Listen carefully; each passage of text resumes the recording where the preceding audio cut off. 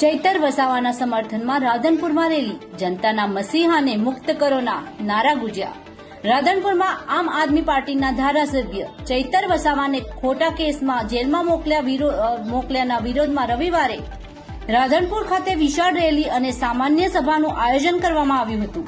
રાધનપુરમાં વિધાનસભા સંગઠનના મંત્રી ડોક્ટર મુકેશ ગીરી દ્વારા આયોજિત આ કાર્યક્રમમાં મોટી સંખ્યામાં કાર્યકરો અને જનતા જોડાઈ હતી।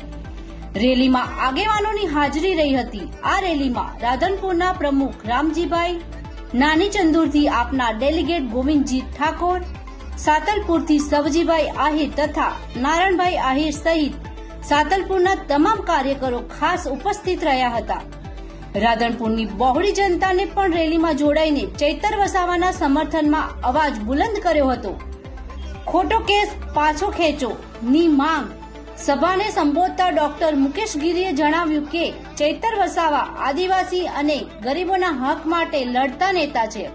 તેમને જાણી જોઈને ખોટા કેસમાં ફસાવીને જેલમાં મોકલ્યા છે। જનતાના આ મુદ્દે ભારે નારાજગી જતાવી છે। કાર્યકરોએ જનતાના મસીહાને બહાર લાવો, ચૈતર વસાવા જિંદાબાદના નારા સાથે સરકાર પાસે વહેલી તકે તેમને મુક્ત કરવાની માંગ કરી હતી। સમર્થકોએ આક્ષેપ કર્યો હતો, સરકાર વિરોધનો અવાજ દબાવવા માટે આ પ્રકારના પગલાં ભરી રહી છે, જે લોકશાહી માટે યોગ્ય નથી। Press reporter Mehulsinh Jadeja, Santalpur.